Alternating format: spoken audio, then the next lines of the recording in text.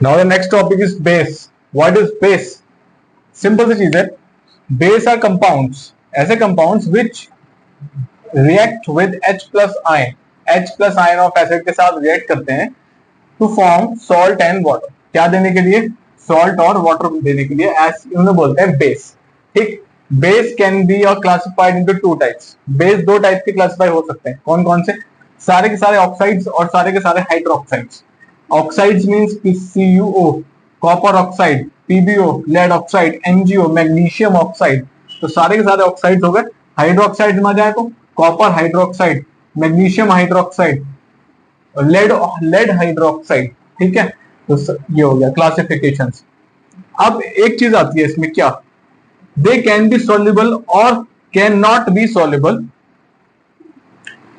And can not be soluble in water. Water में soluble हो भी सकते हैं और नहीं भी हो सकते हैं भाई, दोनों चीजें इनके साथ. अगर सॉल्युबल है तो कौन कौन से? NaOH, KOH, NH4OH, sodium hydroxide, potassium hydroxide, ammonium hydroxide. लेकिन अगर नॉट सॉल्युबल है तो कौन कौन है? ZnO, PbO, आयरन हाइड्रोक्साइड यानी कि फेरिक हाइड्रोक्साइड, PbO फेरस है ये, PbO मींस लेड हाइड्रोक्साइड. कोई दिक्कत? ठीक है. बात करते हैं सॉल्युबल और सॉल्युबल. अब ये तो हो गया बेस, लेकिन अब बेस में ही एक चीज आती है, क्या? एल्कलीज. एल्कलीज ये क्या चीज है? ठीक है. ये क्या चीज है? देखो जी, ये ऐसे कंपाउंड्स हैं जो when dissolved in water, when dissolved in water, जब भी पानी में जाते हैं, they gives OH minus ion. OH minus ion का मतलब कौन सा आयन? Hydroxyl ion. ठीक है. ठीक. एग्जाम्पल. और एक और चीज आती है इसमें, सारे के सारे एल्कलीज क्या होते हैं? सॉल्युबल है. They are soluble in water, यानी कि वाटर मतलब एक्वस फॉर्म में सॉल्युबल हैं सबके सब, और इन एक्वस फॉर्म. ठीक. लेकिन बेस हो भी सकते हैं और नहीं भी हो सकते, दोनों कंडीशन है. अब एक और चीज आती है, क्या? ये तो सॉल्युबिलिटी की बात हो गई. अब एक एग्जांपल लेते हैं. Suppose NaOH gives in aqueous form, पानी के अंदर ये ब्रेक होता है Na plus plus OH minus. इसमें Na प्लस और OH माइनस में ये दिख रहा है, ये इसको बोलते हैं हाइड्रोक्सिल आयन. ठीक है. ठीक. अब तुम लोगों से दोनों में डिफरेंस क्या है? क्या क्या चीज क्या है? ये कोई डिफरेंस नहीं है. देखो, सारे के सारे एल्कलीज बेस हैं, बिल्कुल है, क्योंकि उनके पास NaOH है और OH हाइड्रोक्साइड किसमें आता है? बेस में. सारे all alkalis are base, base का ही पार्ट है. लेकिन all bases are alkalis? No. ठीक है. तो मैं लिख देता हूं ऑल, मैं कहीं नहीं लिख देता हूं, all alkalis are base but all bases are not alkalis. ठीक. फॉर एग्जाम्पल, भाई अगर मैं यहां ZnO लिख दूं तो ZnO एल्कली हो सकता है क्या? बिल्कुल नहीं हो सकता सर, बिल्कुल नहीं. ZnO एल्कलीज के पास OH होना चाहिए. OH यहां तो ऑक्साइड है, ऑक्साइड वाले नहीं होते. ठीक है. तो ठीक, ये है आपके पास बेस. ठीक. बेस का ही पार्ट एल्कलीज है, जो सिर्फ हाइड्रोक्साइड कंटेन करता है, ऑक्साइड कंटेन नहीं करता है. ठीक है. सॉल्युबल होते हैं, बट यहाँ पे कुछ सॉल्युबल भी हो सकते हैं और इनसॉल्युबल भी हो सकते हैं. एल्कलीज भी सॉल्युबल हो सकते हैं और इनसॉल्युबल भी हो सकते हैं. जैसे कि आपके पास ये सॉल्युबल भी हो सकते हैं और इनसॉल्युबल भी हो सकते हैं. सॉल्युबल में NaOH आ गया, ये मैंने पहले बता दिया. इनसॉल्युबल में ये आ गया. ठीक है. चलो आगे चलिए. अब देखते हैं स्ट्रेंथ ऑफ बेसिस, या फिर स्ट्रेंथ ऑफ बेसिस में एल्कलीज. सबसे पहले स्ट्रॉन्ग एल्कलीज और weak alkali. Strong alkali dissociates, जो टूटता है कंप्लीटली, किसमें? Aqueous form. एक्वस फॉर्म मतलब किसके अंदर होगा? भाई ये वाटर के अंदर होगा. In aqueous solution to give high concentration. क्या देने के लिए? High concentration of H plus O ions, OH minus ions. ठीक है.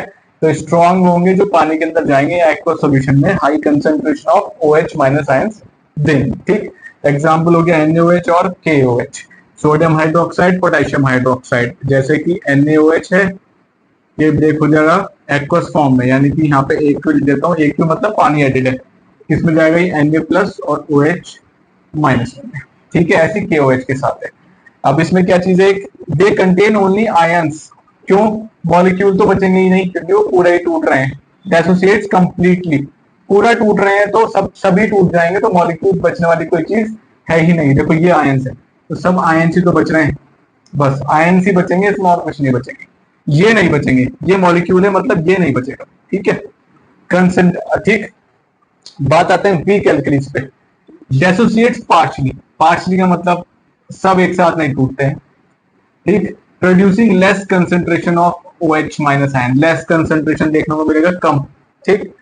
Example NaOH, NH4OH, COH, NH4 का मतलब अमोनियम हाइड्रोक्साइड और कैल्शियम हाइड्रोक्साइड, कोई सा भी तोड़ लेते हैं, अगर आप Ca तोड़ लेते हैं तो लो ये CaOH होल ट्वाइस हो गया, ये देखो इसमें Ca+2 और प्लस OH -1 में, कोई प्रॉब्लम है यहाँ तक, ठीक है, ठीक।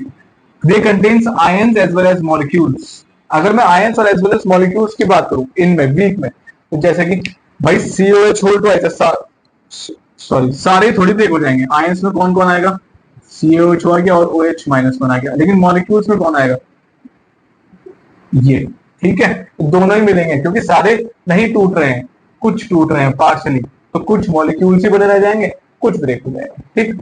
बात आती है कंसंट्रेट एल्कलीज की और डाइल्यूट एल्कलीज की। कंसंट्रेट कौन से होते हैं, जिसमें हाई कंसंट्रेशन होता है, ठीक है, high concentration of alkali in aqueous solution, यानी कि एल्कलीज, सपोज मैं कहता हूं NaOH है, इसमें पानी मिलाया है तो NaOH ज्यादा है, ठीक है, और जो आपके पास एक्वस फॉर्म में वाटर है वो कम है, वो कम है, ठीक।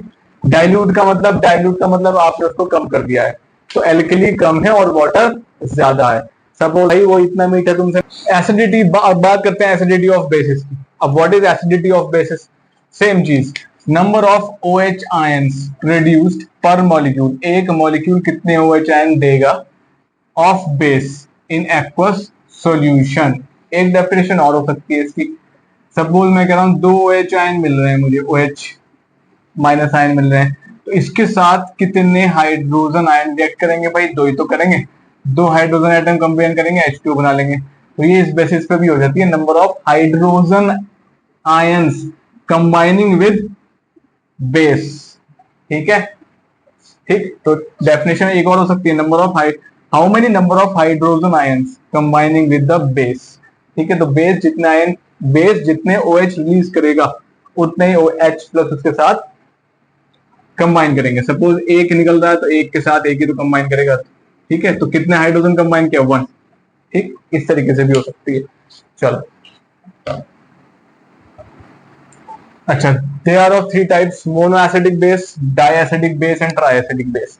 मोनो नाम से पता चल रहा है सिंगल, 1, ठीक है, तो एक ही, तीनों के तीनों, एक चीज ध्यान रखना, तीनों के तीनों यहाँ पे बेसिस में सिंगल स्टेप प्रोसीजर होता है, एक ही स्टेप में सारे OH बाहर आ जाते हैं, ठीक है, एसिड की तरह नहीं, स्टेप बाय स्टेप, एक ही स्टेप में सारे बाहर आ जाते हैं, ठीक।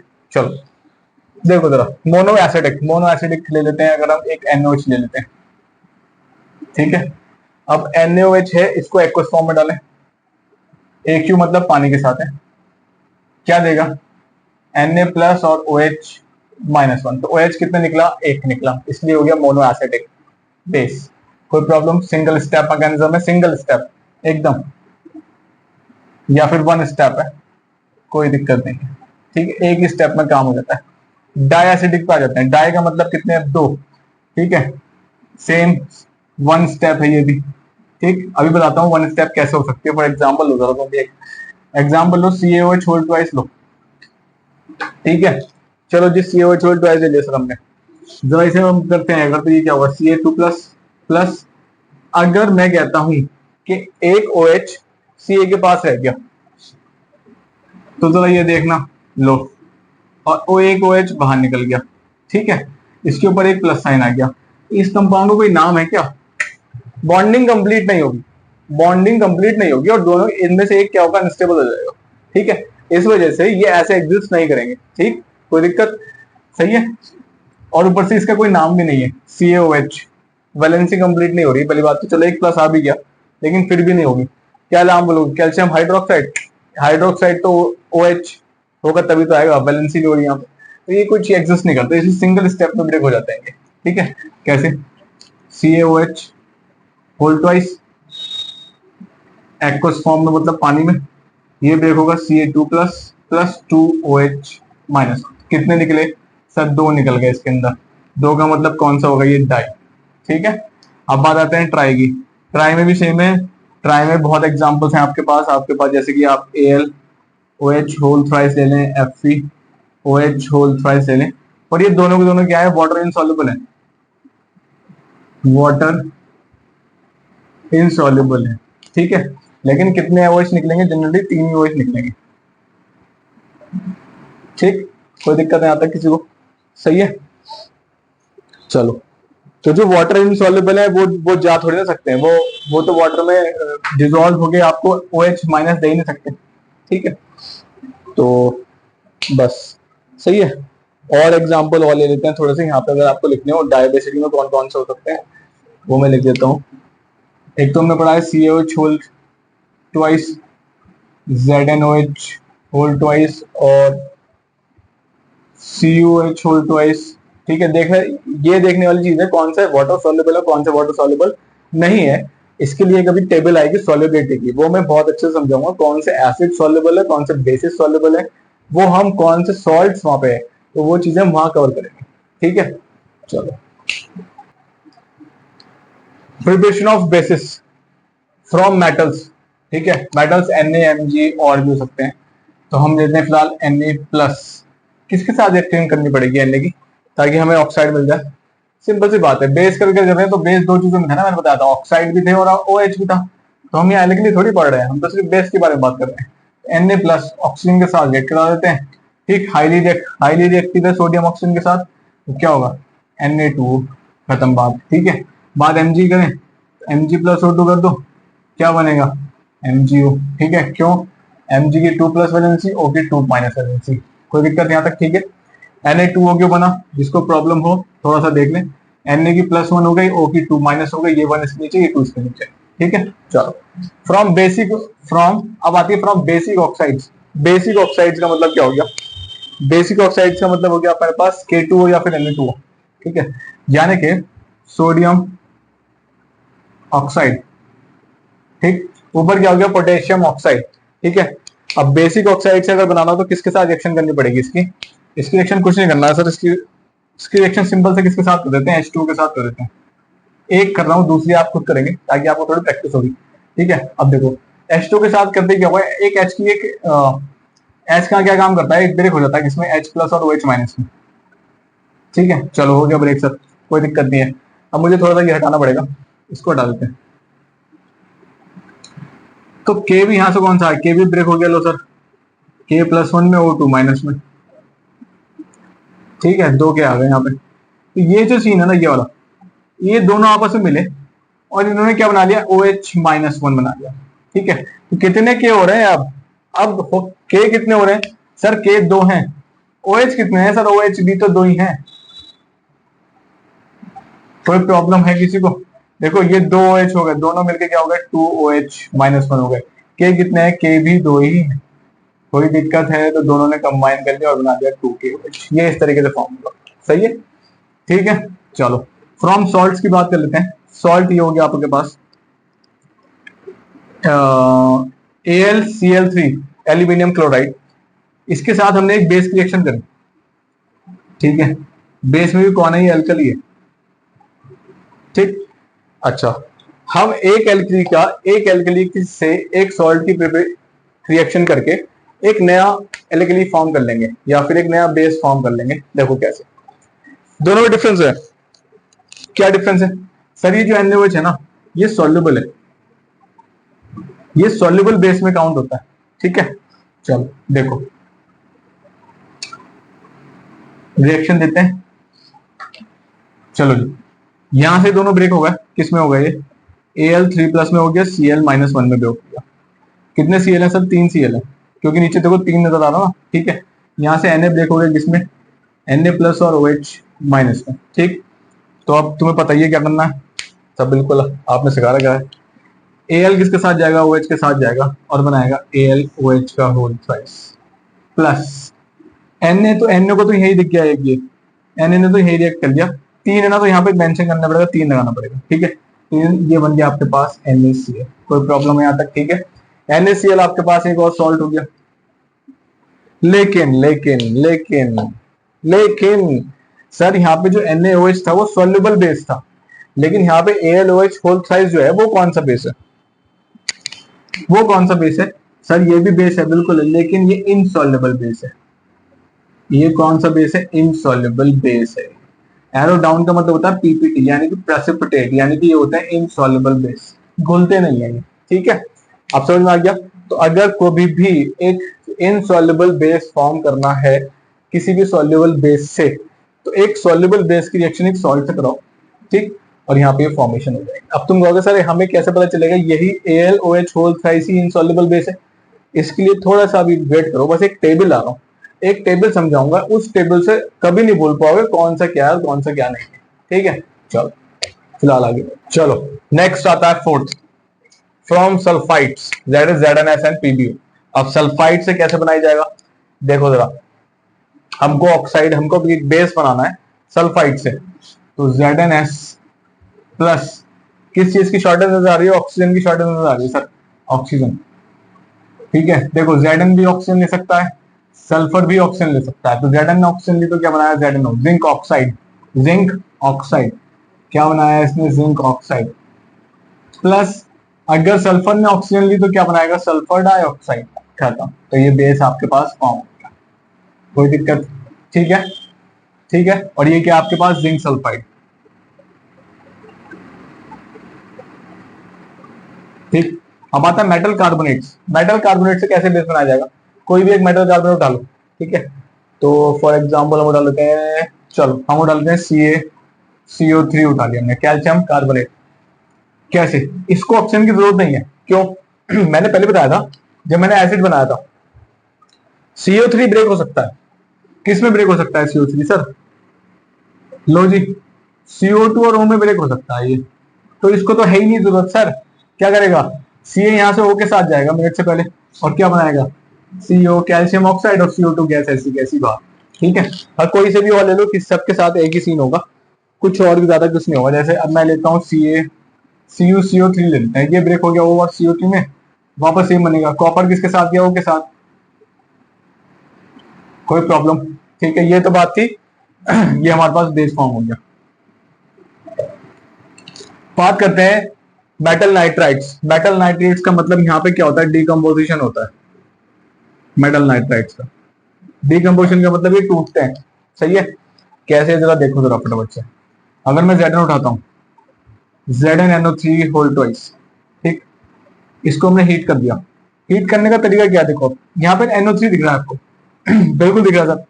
NO3 दो चीज में टूट सकता है, NO2 और O में ब्रेक हो सकता है, इसको थोड़ा उल्टा लिखते हैं, O और NO2 में ब्रेक हो सकता है, ठीक है। कितने हैं ये, दो हैं, तो दो यहां हो गए, दो यहां हो गए, ठीक है।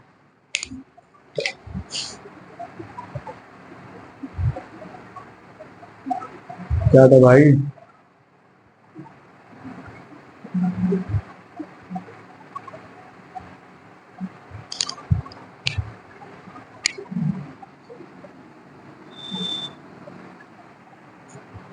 चलो, तो ये दो में ब्रेक हो गए, ठीक है। अब क्या करना है, देखो जरा दो ऑक्सीजन में ऐसे लिख लेता हूँ, क्योंकि यहाँ बाहर टू लगा हुआ है ना, टू का मतलब दो NO3 हो गए, तो ये टूटेंगे भी तो कुछ ऐसे ही, ठीक है। चलो, ये Zn एक को लेके गया अपने साथ, इसने बनाया ZnO, जिंक ऑक्साइड, ठीक। नाइट्रोजन डाइऑक्साइड ने कहा हम किसी के साथ नहीं जाएंगे, हम तो गैस है, हम तो ऐसी बात नहीं, ये गैस ऐसी बात है। एक वो बेचारा अभी भी अंदर रह गया, ठीक है। एक को ने कहा मैं अकेला अंदर हूं, मैं क्या करूंगा अब, तो एक को कभी भी एग्जिस्ट नहीं करेगा, तो हमें यहाँ पे इनके थोड़े नंबर्स बढ़ाने पड़ेंगे, ठीक है। नंबर्स बढ़ाने के लिए हमें यहाँ पे कितने मॉलिक्यूल लेने पड़ेंगे, दो मॉलिक्यूल का मतलब अब Zn दो हो गए, ठीक। Zn दो हो गए तो ये भी दो हो गए और ये भी दो हो गए, ठीक है। तो दो और ये कितने हो गए यहाँ पे अब 4 हो गए, क्योंकि 2 इंटू 2 कर देंगे तो 4 आ जाएगा, तो ये निकलेंगे 4। अब देखो कितने बच रहे हैं, 2 ऑक्सीजन बच रहे हैं, और 2 ऑक्सीजन हमेशा आपस में करके क्या बना लेंगे, O2। ठीक है, तो पहले सिंगल O बच रहा था, इसलिए मैंने यहाँ पे 2 यूज किया है बैलेंस करने के लिए, ताकि मेरे पास 2 O बच जाए। सिंगल O एग्जिस्ट नहीं करेगा, कोई प्रॉब्लम है यहाँ तक? इसे कहते हैं डिकम्पोजिशन ऑफ मेटेलिक नाइट्रेट्स, और आपको क्या मिल गया यहाँ पे, एक बेस। कोई दिक्कत थी? तो ये तो प्रिपरेशन थी बेसिस की। ठीक है, अब हम आगे बढ़ेंगे इनकी फिजिकल एंड केमिकल प्रॉपर्टीज। चलिए चलो, केमिकल प्रॉपर्टीज ऑफ बेसिस। सबसे पहले आता है न्यूट्रलाइजेशन रिएक्शन। सबसे पहले न्यूट्रलाइजेशन सिंपल सी बात पता है, एक बेस ले लेंगे, एक एसिड होगा। ठीक है, तो एसिड प्लस बेस क्या देगा, सॉल्ट एंड वाटर देगा, तो ये जाएगा सी के साथ, ये हमने एसिड में भी की थी, और एच जाएगा ओ के साथ। ठीक है, ये तो सिंपल हो गया, यानी कि यहाँ पे सॉल्ट मिलने वाला है और ये वाटर हो गया। ठीक, अब आता लेस वॉलेटाइल बेस। अगर हमें लेस वॉलेटाइल बेस यूज करके क्या बनाना है, वो मोर वॉलेटाइल बेस बनाना है, उस कंडीशन में क्या काम करेंगे? देखो कुछ नहीं करना, मैं लेता हूं एक अमोनियम क्लोराइड। ठीक है, क्या लिया मैंने लिया अमोनियम क्लोराइड। ठीक, एक सॉल्ट लिया मैंने अमोनियम क्लोराइड का, उसके साथ एक एल्कली या फिर बेस की रिएक्शन कराई, जो कि आपके पास लेस वॉलेटाइल है, वो कौन सा है, NaOH। ठीक है, तो NaOH कौन सा है, लेस वॉलेटाइल है, हवा में ज्यादा नहीं उड़ेगा। ठीक, चलो ठीक है, अब देखो करना है, अब होगा क्या, यहाँ पे डबल डिकम्पोजिशन रिएक्शन होगी, इसको ब्रेक कर लेते हैं, तो ये हो गया NH4+1 Cl-1, ये ब्रेक हो जाएगा Na+1 OH-1। ठीक, चलो, और इसको हम एक तरीके से और कर सकते हैं, कैसे, ये सपोज इसको हम एक तरीके से और कर सकते हैं, डबल डिकम्पोजिशन रिएक्शन जो थी मैं यहाँ लिख देता हूँ, AB+CD, एक इसके साथ जाएगा, D के साथ जाएगा, और B किसके साथ जाएगा, इसके साथ, तो ये हो गया AD+BC।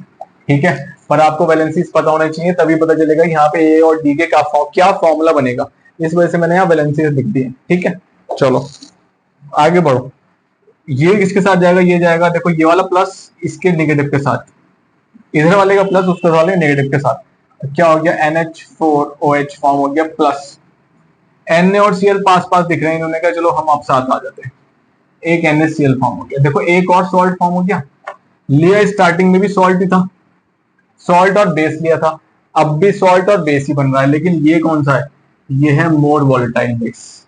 कोई दिक्कत? ठीक है, ये है आपके पास form, how to form more volatile base from less volatile base. कोई दिक्कत? अब आता है third, metallic salt plus base. Metallic salt कुछ भी ले लेते हैं, मैं कहता हूं मेटेलिक सॉल्ट में अगर आपको लेना है, चलो लो कॉपर क्लोराइड ले लो, कोई भी सॉल्ट जनरली है क्या, अरे देखो यार सॉल्ट क्या है, सॉल्ट वो चीज है जिसके पास एक कैटाइन है प्लस चार्ज है, और एक जिसके पास नेगेटिव चार्ज है। Na+Cl- NaCl सॉल्ट है भाई, Al3+Cl-AlCl3 सॉल्ट है भाई, कोई दिक्कत? ठीक है, चलो, तो मैंने एक CaCl2 लिख दिया, इसके साथ एक बेस ले लो, अब कोई सा भी बेस ले लेते हैं, सॉल्युबल बेस लेते हैं NaOH। ठीक, क्या बनेगा, डबल डिकम्पोजिशन रिएक्शन, सब Cu जाएगा OH के साथ, ये जाएगा इसके साथ। ठीक है, क्या बनाएगा, CuAOH का होल ट्वाइस प्लस NaCl। लेकिन एक चीज यहाँ पे ध्यान रखने वाली है, क्या चीज ध्यान रखने वाली है सर, कि जो CuOH होल ट्वाइस है, ठीक है, ये जो CuH होल ट्वाइस है ना यहाँ पे, ये प्रेसिपिटेट है। प्रेसिपिटेट का मतलब इनसॉल्युबल बेस है ये। ठीक है, और सर कलर क्या आता है, कलर है इसका ब्लू।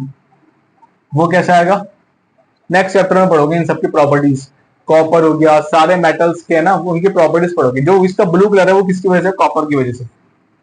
तो इसके ठीक नेक्स्ट पार्ट में एसिड बेस सॉल्ट का जो सेकंड पार्ट है, एनालिटिकल केमिस्ट्री, जिसमें रिएक्शंस होंगी NH4H OH के साथ और NaOH के साथ, वहां पे ये चीजें पता जाएंगी।